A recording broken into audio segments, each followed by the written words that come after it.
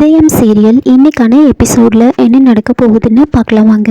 அதுக்கு முன்னாடி என்னுடைய சேனலை நீங்கள் சப்ஸ்கிரைப் பண்ணலைன்னா சப்ஸ்கிரைப் பண்ணிக்கோங்க. பக்கத்தில் இருக்கிற பெல் பட்டனையும் ப்ரெஸ் பண்ணிக்கோங்க. சாரதா பாரதியை ஒரு நிமிஷம் இருக்க சொல்கிறாங்க. அதனால பாரதி திரும்பி நின்றுட்டுருப்பாங்க. அந்த சமயத்தில் மணியும் ஆதிக்கு ட்ரீட்மெண்ட் பண்ண அந்த டாக்டரும் ரெண்டு பேரும் பாரதியை கிராஸ் பண்ணி போயிடுவாங்க. அதுக்கப்புறமா பாரதி அங்கேருந்து கிளம்பிடுவாங்க. பாரதி பஸ் ஸ்டாப்பில் நின்றுட்டுருப்பாங்க. மணி காரில் வந்துட்டு இருப்பாரு. மணி அறிவு சொன்னதெல்லாம் யோசிச்சுக்கிட்டு வருவார். ஒருவேளை பாரதி ஆதியோட கல்யாணத்துக்கு தான் வந்திருப்பாளோ அப்படின்லாம் குழம்பிட்டு இருப்பாங்க. சரி, நாம் எதுக்கு யோசிக்கணும் தேவையில்லாமல், வீட்டுக்கு போயிட்டு நேராக பாரதிக்கிட்டே இதை பற்றி கேட்டுருவோம், உண்மை தெரிஞ்சிட போகுது அப்படின்னு காரில் வந்துட்டுருக்காங்க. பாரதியை பஸ் ஸ்டாப்பில் பார்க்குறாங்க. பாரதி இங்கே என்ன பண்ணுறான்?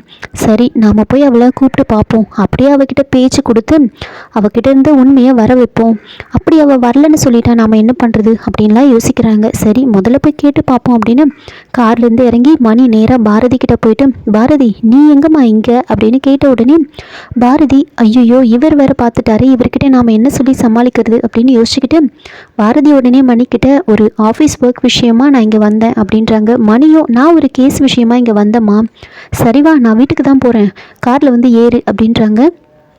உடனே பாரதி இல்லை பரவாயில்ல வேண்டாம், நான் பஸ்லேயே வரேன் அப்படின்றாங்க. அதுக்கு அவங்க என்னம்மா இப்படி சொல்கிற, நான் யார், நம்ம எல்லோரும் ஒரே குடும்பம் தானே, ஏன் வரமாட்டேன்னு சொல்கிற, அதுவும் இல்லாமல் நீ துரையை கல்யாணம் பண்ணிக்க போகிற, நான் எப்படி உன்னை அப்படியே விட்டுட்டு போக முடியும், வந்து காரில் ஏறுமா அப்படின்றாங்க. பாரதியும் சரின்னு போயிட்டு காரில் ஏறிடுவாங்க. பாரதி ஆதியை பற்றி யோசிச்சுட்ருக்காங்க. ஆதி எந்த பொண்ணை லவ் பண்ணுறாருன்னு நாம் எப்படி கண்டுபிடிக்கிறது, சாரதாம்மா வேற நம்மளை கேட்டு சொல்லியிருக்காங்க, என்ன பண்ணுறது அப்படின்னு அந்த யோசனையிலே இருப்பாங்க. மணி என்ன இவ காரில் ஏறினதுலேருந்து எதையோ யோசிச்சுக்கிட்டே இருக்காளே, ஒருவேளை உண்மை இவளுக்கு தெரிஞ்சிருக்குமோ, அதை நம்மக்கிட்ட காட்டிக்காத மாதிரி இருக்காளோ அப்படின்லாம் யோசிச்சுட்டு இருக்காங்க. சேச்சே, நாம தான் தேவையில்லாமல் பயப்படுறோம், உண்மை தெரிய வாய்ப்பே இல்லை, அரண்டவன் கண்ணுக்கு இரண்டதெல்லாம் பேயின்னு சொல்லுவாங்க, அந்த மாதிரி ஆயிடுச்சு நம்ம கதை அப்படின்னு மணி பாரதி கிட்ட பேச்சு கொடுக்குறாங்க. என்னம்மா ஒரு மாதிரி இருக்க அப்படின்றாங்க. அதுக்கு பாரதி அது ஒன்றும் இல்லை, அழைச்சல்ல கொஞ்சம் தலை வலிக்குது அப்படின்னு சொல்கிறாங்க. உடனே மணி நான் வேணா டேப்லெட் வாங்கிட்டு வரட்டுமா அப்படின்றாங்க. உடனே பாரதி இல்லை கொஞ்சம் நேரம் அமைதியாக அப்படியே படுத்தோன்னா சரியாயிடும் அப்படின்னு சொல்லிட்டு கண்ணை மூடி அப்படியே சாஞ்சிடுவாங்க. இதை பார்த்த மணி என்னடா இது இப்போவும் எதுவும் கேட்க முடியாது போயிடுச்சு அப்படின்னு ரொம்ப டென்ஷனாக இருப்பார். அதுக்கப்புறமா அறிவை பார்க்குறதுக்காக ஒரு சில ரவுடிங்கெல்லாம் வந்து அவங்க வீட்டில் வந்து உட்காந்துட்டு இருப்பாங்க. அறிவு அவங்கள பார்த்து கொஞ்சம் டென்ஷன் ஆகுறாரு. இவனுங்க எதுக்காக இங்கே வந்திருக்கானுங்க, எப்படி நடு ஹாலில் வந்து உட்காந்துட்டு இருக்கானுங்க அப்படின்னு சொல்லிட்டு நேராக அவங்கக்கிட்ட வந்து நீங்கள் எதுக்காக இங்கே வந்தீங்க அப்படின்றாங்க. உடனே அவங்க கோவப்படாதீங்க, எங்களுக்கு கொஞ்சம் பணம் தேவைப்படுது, இல்லாதவங்க உங்ககிட்ட தானே வர முடியும் அப்படின்றாங்க. உடனே அறிவு அவங்க பேச்சு கேட்டு உங்களை வந்து இந்த வேலையை பண்ண வச்சதுனால எனக்கு பெரிய பிரச்சனையாக போச்சு, இப்போது பாரு பணம் வந்து கேட்டுட்ருக்கீங்களே அப்படின்னு கோவப்படுறாங்க. ஏன் நீங்கள் கோவப்படுறீங்க, எங்களுக்கு தேவையானதை கொடுத்துட்டா நாங்கள் போயிடுவோம் அப்படின்னு சொல்லிட்டு இருக்காங்க. அறிவும் வேறு வழி இல்லாமல் போயிட்டு பணத்தை எடுத்துகிட்டு வந்து கொடுக்குறாங்க. இன்னொரு முறை இந்த பக்கம் நீங்கள் வரக்கூடாது அப்படின்னு சொல்லி அனுப்புகிறாங்க. அவங்க எல்லாரும் வந்து வெளியில் வந்து வருவாங்க.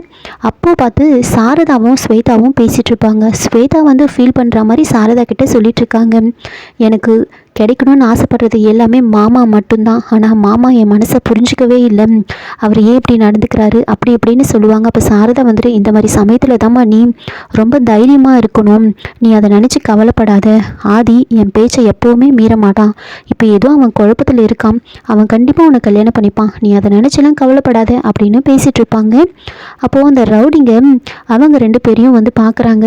அங்கே பார்த்தியாப்பா அவங்க ரெண்டு பேரும் அந்த அம்மா அவங்க பிள்ளையை காப்பாற்றுறதுக்காக இந்த வேலையை செய்ய சொன்னாங்களா, இல்லை அந்த பொண்ணு தான் கட்டிக்க போகிறவனை காப்பாற்றுறதுக்காக இந்த வேலையை செய்ய சொன்னாங்களான்னு தெரியல, பார்க்கறதுக்கு தான் குத்து விளக்கு மாதிரி இருக்காங்க, ஆனால் பயங்கரமான ஆளுங்க அப்படின்னு அவங்க அடியாள்கிட்ட சொல்லிகிட்ருக்காங்க. ஆனால் இது எதை பற்றி அப்படின்றது வந்து வெளிப்படையாக அதில் காமிக்கலை. அதுக்கப்புறம் ஆஃபீஸில் வந்து லதா வந்துட்டு ரொம்ப கேசவனை எதிர்பார்த்துட்டு உட்காந்துட்டு இருப்பாங்க. இப்போ பாரதி யாரும்மா ரொம்ப எதிர்பார்த்துட்ருக்க அப்படின்றாங்க. கேசவனை தானே அப்படின்றாங்க. அதுக்கு லதா அப்படிலாம் ஒன்றும் இல்லையே அப்படின்னு சொல்லிட்டு இருக்காங்க. அப்போது கேசவன் உள்ளே வராரு, எம்டி வராருன்னு சொன்ன உடனே எல்லாரும் வந்துட்டு எந்திரிச்சு நிற்கிறாங்க. கேசவனை பார்த்த உடனே நீங்களா, நான் கூட எம்டியோன்னு நினச்சிட்டேன் அப்படின்னு சொல்கிறாங்க. கேசவனுக்கு ஒரே அசிங்கமாக போகுது. அப்போ லதா நல்லா அசிங்கப்படட்டும், எம்டியாக நடிச்சிங்களா தேவை உங்களுக்கு அப்படின்னு கேசவனை பயங்கரமாக ஓட்டுறாங்க. பின்னாடியே ஆதி வந்துட்டு சும்மா ஸ்டைலாக மாஸாக என்ட்ரி கொடுக்குறாரு. நேராக தயாளன் ஓடி வந்து, சார் என்னை மன்னிச்சிடுங்க சார், நான் ஏதாவது தப்பாக பேசியிருந்தேன்னா என்னை மன்னிச்சிடுங்க அப்படின்றாங்க.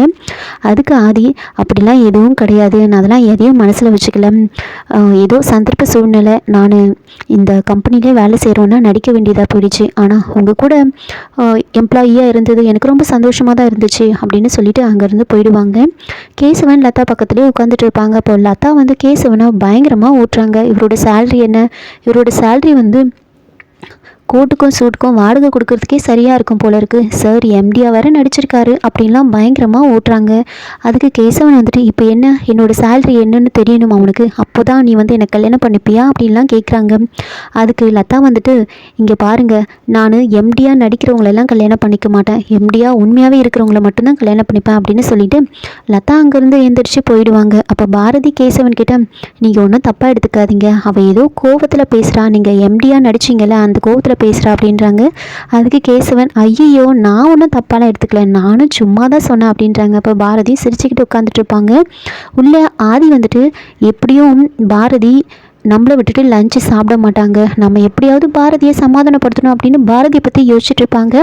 தனியாக பேசிகிட்டு இருப்பார். அப்போது கேசவன் உள்ளே போயிட்டு, என்னடா ஆதி யார்கிட்ட பேசிகிட்டு இருக்க அப்படின்றாங்க. அதுக்கு ஆதி வந்துட்டு, ஒன்றும் இல்லை, நான் யார்கிட்டையும் பேசலை அப்படின்றாங்க. இல்லையே, யார்கிட்டையும் பேசுகிற மாதிரியே இருந்துச்சு அப்படின்றாங்க. சரி நாங்கள் சாப்பிட போகிறோம், நீ வரியா அப்படின்றாங்க. அதுக்கு ஆதி, இல்லை நான் வரலை, எனக்கு பசிக்கலை அப்படின்னு சொல்லிடுவாங்க. சரி பசிச்சாவா அப்படின்னு கேசவன் லதா பாரதின்னு இவங்க 3 பேரும் சாப்பிட்றதுக்காக போய் உட்காடுறாங்க. இப்போ ஆதி பாரதி அவங்கள பற்றி கேட்குறாங்களா இல்லையான்னு பார்க்குறதுக்காக அவருடைய கேபினில் இருந்துக்கிட்டே அவங்க 3 பேரை உட்காந்து சாப்பிட்றப்ப நின்று பார்த்துட்ருக்காரு. இதோட இந்த எபிசோடை வந்து முடிச்சிருக்காங்க. என்னோட ரிவ்யூ பிடிச்சிருந்தால் லைக் பண்ணுங்கள், மறக்காமல் சப்ஸ்கிரைப் பண்ணுங்கள். தேங்க்யூ.